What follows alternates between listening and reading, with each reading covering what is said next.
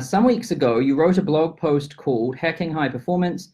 In it, you stated that high performance requires 4 parts: mental, biological, environment, and system. I understand how the first 3 and their components, if applied correctly, can lead to better performance, but can you go into the system part in more detail?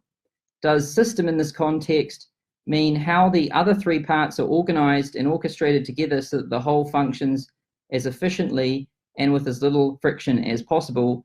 I find this topic fascinating, and since my niche is athletes, I would be grateful if you could help me understand the system part better. Sure, good question. So we've got environment, and environment is like our home and our office and things, right?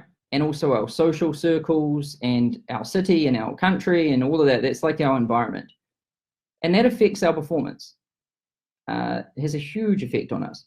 And so you want to work on improving your environment.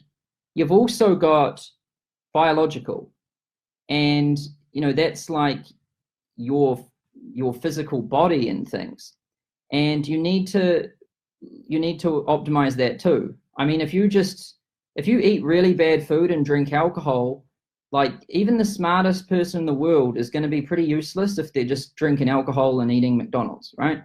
Like, and if they don't get much sleep, they're going to be useless. So like, you need to work on that part too. You need to have good food, good sleep, exercise, and all of that, so that that part works well. So you're making your environment better, your biological self better, and then you've also got like the mental part. And the mental part is like impulse control.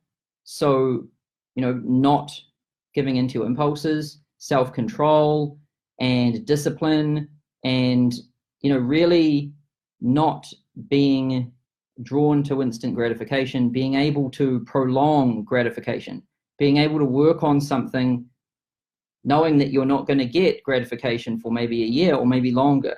That's what it's all about, like mentally. And so you've got these 3 components, and you've got to work on all of these 3 for high performance. But then there's another thing, which is system, right? Which is what you're asking about. And when I say, system, I'm talking about the interconnections in between these 3 things.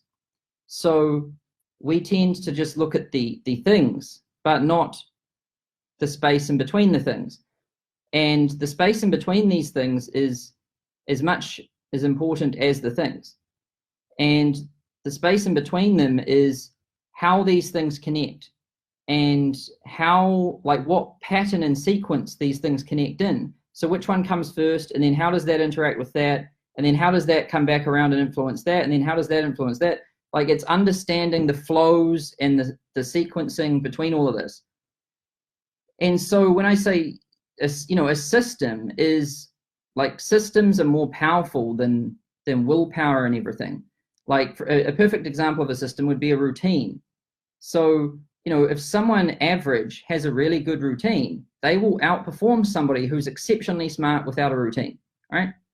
Like, a routine is a system, and it makes a person superhuman. And another system could be like having a system for going to bed and waking up at the exact same time, and having, an alarm that notifies you and all of that, and having a tracking system so you can monitor it all, and having data points for different things. It's really how you systemize you figure out what the optimal things are for each. Like, what's the optimal mental, what's the optimal kind of mental state to be in, what's the optimal environment to have, and what's the optimal biological state to be in. And then you define that clearly, and then put systems in place that you can maintain that. Because if you don't standardize things and turn them into a system, then any progress just falls back over time. And that's why it's important to put the systems in place. So that's what I mean by that.